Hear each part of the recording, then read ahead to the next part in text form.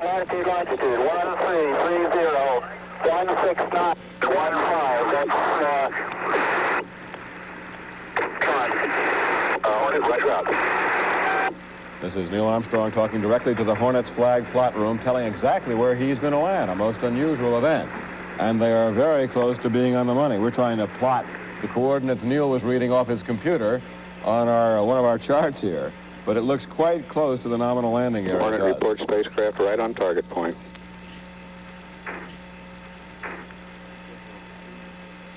Okay, Hornet, follow their guide. Don't shoot.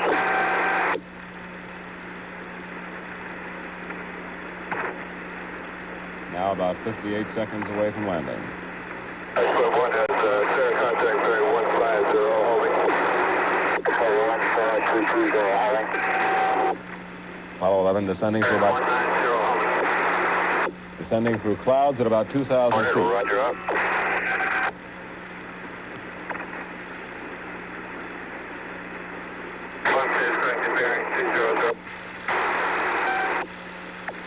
Apollo 11 at 1,500 feet. Hornet, roger, copy out. That's Neil Armstrong giving the position reports. I have a visual, that it has about a mile and a half.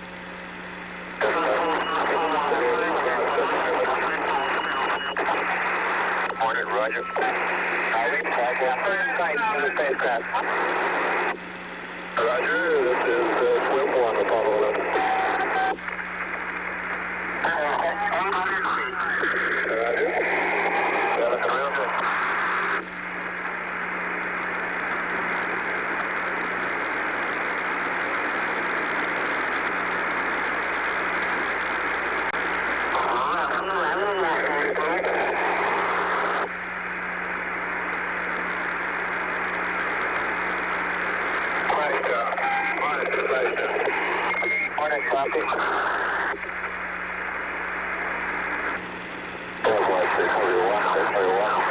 Here is the president, of course, watching from his vantage point, some 5 decks up on the carrier, standing there with the various VIPs. The men on the Hornet, some 2,200 of them. The crew, they were up as early as 2 o'clock this morning, getting everything ship-shape, final preparations for the president, Secretary of State Rogers, Admiral McCain, commander of all the U.S. forces in the Pacific, all here to observe this historic moment.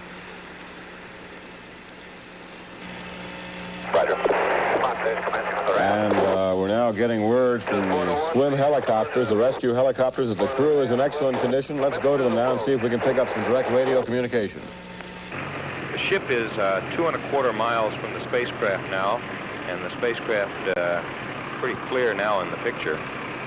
The big swimmer, Lieutenant Heidelberg, is using hand signals to communicate with the astronauts inside their spacecraft. He does have a little plastic board with him and a grease pencil, which he can write on and flash messages to them that way. Actually, Ron, not much communication is needed between the astronauts. The hatch is now open. We have word from the scene from the recovery helicopter. And the first astronaut is coming out. That would be Buzz Aldrin, wouldn't it, Nellis? I believe so, yes. Band on the deck strikes up. Let's listen to that band, as they say. President's applauding as they play Columbia, the Gem of the Ocean. Columbia, of course, is that module out there. There goes the first astronaut. Up in the Billy Pugh net. Up in the Billy Pugh net.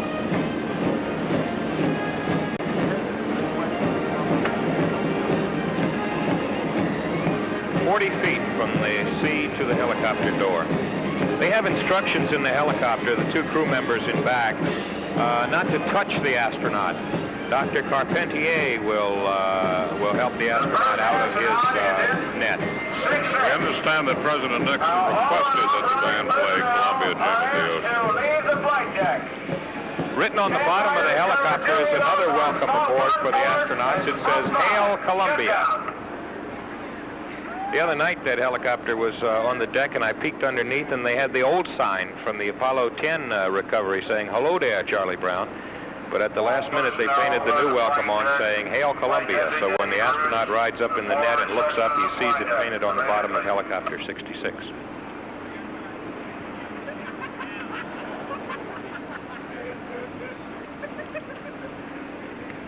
Here goes the second astronaut up in the net. Down here on the hangar.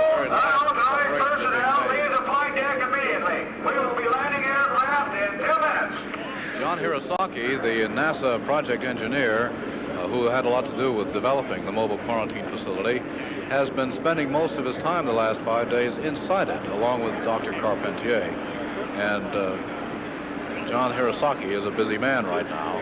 He's making his very, very final preparations in these final minutes before the astronauts come on board the Hornet. It's been about an hour exactly, Dallas, and splashdown, and one more astronaut to go. So it looks like they've beaten the timetable by about 18 or 19 minutes and are just about doing it in exactly the same time it took during the dress rehearsal the other day. And considering that the spacecraft came down fairly far from the ship, the seas are a bit rough today, and they had to go through the decontamination process, that's pretty good time. I'd say it's excellent time. You know, actually, Ron, I think that they didn't spend as much time on decontamination as they have in some of the simulated recoveries we've watched. It seemed to me it went very fast. We're waiting now for the third and last astronaut to be pulled up to the helicopter. Then they'll come aboard. There won't be that flight deck welcome ceremony with the red carpet. There he goes. Last astronaut going up. There won't be the flight deck welcome ceremony because they've got to go right into quarantine. However, Ron, there will be a ceremony down here on the hangar deck. The Marines will present military honors. The Navy band will move down here from the flight deck where it is right now. The President will be appearing very soon after the astronauts finish their initial medical inspection, so that the routine flight deck ceremony, which has become so familiar over the past few years, will actually be supplanted by something a good deal more spectacular down here on the hangar deck. After all, this is the first time in history that the President of the United States has been on board the recovery carrier to greet the returning astronauts.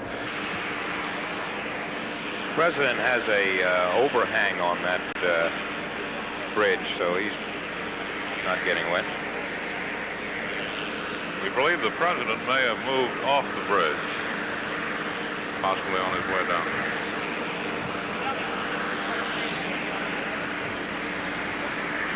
It's only a very short trip. Oh, there he is. He's moved aft, and he's back to the Admiral's Bridge, just outside Flag Plot.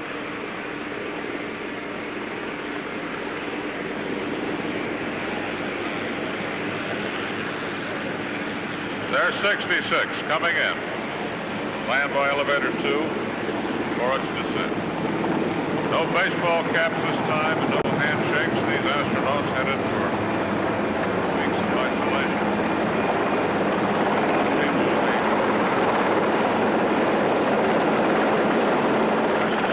Fantastic event.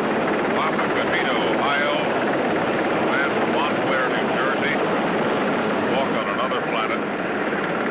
Their partner. This incredible event. Recovery complete. Shut down.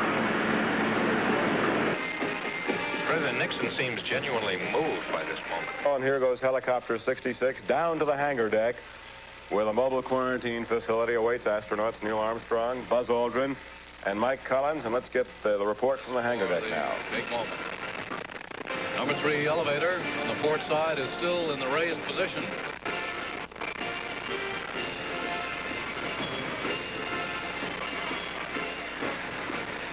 No, it's down now. Down now. I couldn't see from my point. It's now down, and the tractor is being moved back to haul the helicopter off the number 2 elevator and back here to its position alongside the mobile quarantine facility. band still playing joyously up on the flight deck. President Nixon is still on the flag bridge. We expect he'll be coming down soon. Here comes the number 66 being hauled inboard from number 2 elevator very slowly by the tractor. The procedure is for the tractor to pull it straight across the ships, and it will then be backed by the tractor. So it's being pulled now with the nose forward in order to move it around in the correct position. There it goes. Now the tail of number 66 is pointing aft along the hangar deck.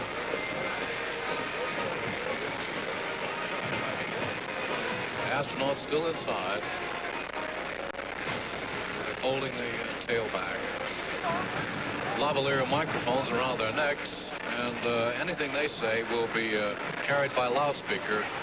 Large numbers of sailors behind the lines, standing there, waiting to watch this historic moment, the first appearance of the astronauts before anybody but the swimmers and the crew of number 66 helicopter. Dr. Don Stolken walking along the blue path.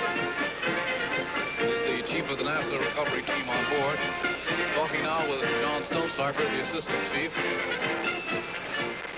Helicopter being moved slowly back here with the flight crew, the flight deck crew in yellow jerseys. Man up the head about to blow the whistle for it to stop.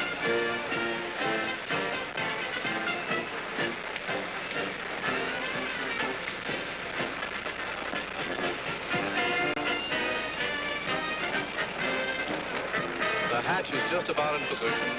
A few more feet. There it goes. That's it. Dr. Stolken, Dr. Stonecipher personally moved that flight of wooden steps up to the hatch on the starboard side of the helicopter. Dr. Carpentier slides it open, and here they come. Here they come, the 3 astronauts, Armstrong, Aldrin, and Collins, waving to the crowd of cheering sailors, moving swiftly into the mobile quarantine facility. There's a wild scene of exultation and joy in mission control as they saw, even as you did, astronauts Armstrong, Aldrin, and Collins emerge in good shape from helicopter 66 to enter the mobile quarantine facility. The pent-up emotions of 8 years of work to achieve this moment overflowing. Jules Dallas Townsend is now talking to the helicopter pilot, the man who was flying number 66 when they picked him up. Let's hear it. It was a real team effort, as you know. A lot of people supported us up till the minute of pickup, and it went very, very well. What was your total time, Don? Gee, I'd have to look at the log sheet, Dallas. I don't know, but I feel we're about 5 or 6 minutes ahead of our schedule. It just couldn't have gone more smoothly. Chief Wood here did a magnificent job, and Chief Rob Ned, who is still locked up in the airplane, also did well. Chief Wood, did you have a chance to say anything to the astronauts? Did they say anything to you? No, sir. With the bigs on, they couldn't have heard me, and with the headset we had on, I couldn't hear anything they said. Their actions indicated they were cheerful all the way through the entire procedure. Was there any sort of message that they conveyed in some way or other to you? No, sir. We didn't really have time. We were too busy trying to get our gear together to get back on board. Lieutenant Johnson, you probably got a look at them. You were flying co-pilot. Yes, I was. I looked back as we got out of the helicopter, and one of them gave me a thumbs up. That's the only signal I got from them. They sure looked cheerful, though. Glad to get back. Boy, it's a big thrill for me to pick them up, too. Let's go outside mission control now, where ABC's Jim Kincaid is standing by with lunar module pilot Gene Cernan from Apollo 10. How about it? Pretty great. Just outstandingly beautiful. It's just unbelievable, but real. Now, you're not entirely unfamiliar with moon flights, so I wonder if there's anything you saw on this one that really surprised you. No, I think I sort of lived the flight with these guys. Through television, I felt like I was in a spacecraft, and having been there, I knew what they were thinking when they were going through, except, of course, those last few minutes. And here's another man who's been there, Bill Anders. Bill Anders. I talked to you just the other day, Bill. What's your first comment? I think it was mighty beautiful flight. You know, it's more than just an exciting achievement. I think it's a real reward, and it's a real accomplishment of the entire 200 million people in this country. A lot of people dedicated themselves, dedicated their ambitions and efforts, and it's not the people here in Mission Control, it's not the three guys who flew it, it's the culmination of really the sincere efforts of so many million Americans, and I think they've got a right to be proud, and I know they all are proud. Now let's go back to the Hornet. And there's Dr. Henry Kissinger, the President's security aide, Tom. Yes, and Secretary of State William Rogers in the foreground. And Frank Borman in the background. And so the President obviously must be expected momentarily. This is the scene we're familiar with, yes. Just before he arrives, usually his aides come first.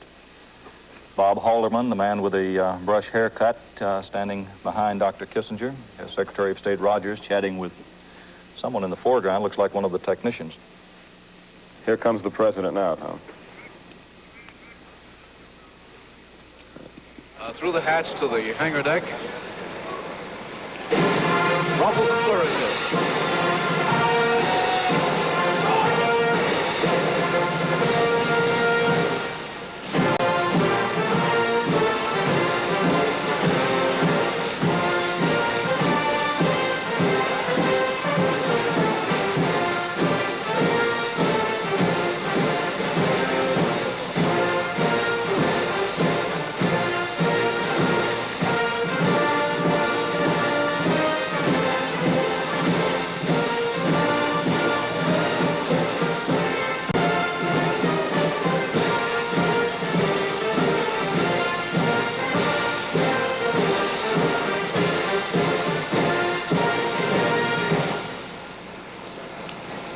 President Nixon waving to the astronauts. The curtains have been drawn. And there they are in the rear window. The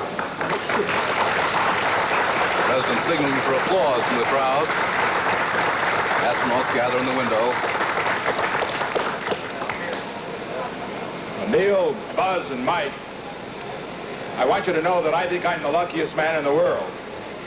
And I say this not only because I have the honor to be President of the United States, but particularly because I have the privilege of speaking for so many and welcoming you back to Earth. I can tell you about all the messages we've received in Washington. Over 100 foreign governments, emperors and presidents and prime ministers and kings have sent the most warm messages that we've ever received. They represent over 2 billion people on this earth, all of them who have had the opportunity through television to see what you have done. And then I also bring you messages from members of the Cabinet and members of the Senate and members of the House and the Space Agency, from the streets of San Francisco, where people stopped me a few days ago, and you all love that city, I know, as I do. But most important, I had a telephone call yesterday. The toll wasn't incidentally as great as the one I made to you fellows on the moon. I made that collect, incidentally, in case you didn't know. But I called in my view, three of the greatest ladies and most courageous ladies in the whole world today, your wives. And from Jan and Joan and Pat, I bring their love and their congratulations. We think it's just wonderful that they could have participated, at least through television, in this return. We're only sorry they couldn't be here. And also, I've got to let you in a little secret. I made a date with them. I invited them to dinner on the 13th of August, right after you come out of quarantine. It will be a state dinner held in Los Angeles. The governors of all the 50 states will be there, the ambassadors, others from around the world and in America. And they told me that you would come too. And all I want to know, will you come? We want to honor you then. We'll do anything you say, Mr. President. Anytime. One question I think that all of us would like to ask, as we saw you bouncing around in that boat out there, I wonder if that wasn't the hardest part of the journey. Was that the only, did any of you get seasick? No, we didn't, and it was one of the harder parts, but it was one of the most pleasant, we can assure you. Yeah. Well, I just know that you can sense what we all sense when you get back now. Incidentally, have you been able to follow some of the things that happened when you've gone? Did you know about the All-Star game? Yes, sir. The capsule communicators have been giving us daily news reports. Yeah. Were you American League or National League? I'm a National League man. I'm nonpartisan, sir. Yeah, that's right. There's the politician in the group, right. We're sorry you missed that game. Yes. Well, oh, you knew that too? You really? Yeah, we heard that... yeah, the rain. The rain. Right. Well, we haven't learned to control the weather yet, but that's something we can look forward to as tomorrow's challenge. Right. Well, I can only summarize it because I don't want to hold you now. You have so much more to do. And, gee, you look great. You feel as good as you look. Feel great. Feel just perfect, Mr. President. Yeah. Are you? I understand Frank Borman says you're a little younger by reason of having going into space. Is that right? Do you feel that way, a little younger? We're a lot younger than Frank Borman's. There he is over there. Come on over, Frank, so they can see you. And you going to take that lying down? It looks like he has aged in the last couple of weeks. Come on, Frank. Mr. President, the one thing I wanted, we have a poet in Mike Collins, and he really gave me a hard time for describing your words of fantastic and beautiful. And I counted them. In 3 minutes up there, you used 4 fantastics and 2 beautifuls. Well, just let me close off with this one thing. I was thinking as you know, as you came down, and we knew it was a success, and it had only been 8 days, just a week, a long week, that this is the greatest week in the history of the world since the creation. Because as a result of what happened in this week, the world is bigger infinitely. And also, as I'm going to find on this trip around the world, and as Secretary Rogers will find as he covers the other countries in Asia, as a result of what you've done, the world's never been closer together before. And we just thank you for that. And I only hope that all of us in government, all of us in America, that as a result of what you've done, we can do our job a little better. We can reach for the stars just as you have reached so far from the stars. We don't want to hold you any longer. Anybody have a last word? How about promotions? Do you think we could arrange something? We're just pleased to be back and very honored that you were so kind as to come out here and welcome us back. And we look forward to getting out of this quarantine and talking without having glass between us. And incidentally, the speeches that you have to make at this dinner can be very short. And if you want to say fantastic or beautiful, that's all right with us. Don't try to think of any new adjectives. They've all been said. And now I think, incidentally, that all of us the millions that are seeing us on television now, seeing you, would feel as I do that, in a sense, our prayers have been answered. And I think it would be very appropriate if Chaplain Pierto, the chaplain of this ship, were to offer a prayer of thanksgiving. And if he would step up now, Chaplain, thank you. Let us pray. Our minds are staggered and our spirits exultant with the magnitude and precision of this entire Apollo 11 mission. Amen. So America has been to the moon and back safely and successfully. And we think perhaps in the process rediscovered itself and discovered that it can do anything it sets out to do. On the moon, to the planets, or in its own cities, in our own cities. Apollo 12 lies ahead in November, with a new landing site on the moon, Site 7, a new goal and new dangers as well as new rewards. And Apollo 13, 14, and 15 next year, as well as those cities, slums, and a people who can and will do all that has to be done when they know. The moon then can be seen for what it really is, for what it truly is. And we don't need to look through telescopes, only with our naked eye, to discover that the moon is nothing more than a mirror image of the Earth and what we can do ourselves when we set out to. This is Jules Bergman at ABC Space Headquarters. Tom? Jules, of course, it was Presidents Eisenhower, Kennedy, Johnson, Nixon, all moved us along, supporting the space program, putting the power of the office behind the space program, continuing to keep it alive and vital with the necessary funds and the necessary full commitment. President Nixon there today was there as the chief executive, of course, but many other presidents, those I just mentioned, of course, have had a great deal to contribute toward this final goal of putting a man on the moon. But of course the firm commitment was that of John Kennedy back in 1961 in an address to Congress when he said, we've got to be there by 1970, and we have. I believe that this nation should commit itself to achieving the goal before this decade is out of landing a man on the moon and returning him safely to the earth. No single space project in this period will be more impressive to mankind or more important for the long-range exploration of space, and none will be so difficult or expensive to accomplish. But in a very real sense, it will not be one man going to the moon. If we make this judgment affirmatively, it will be an entire nation. For all of us must work to put him there. Signing off.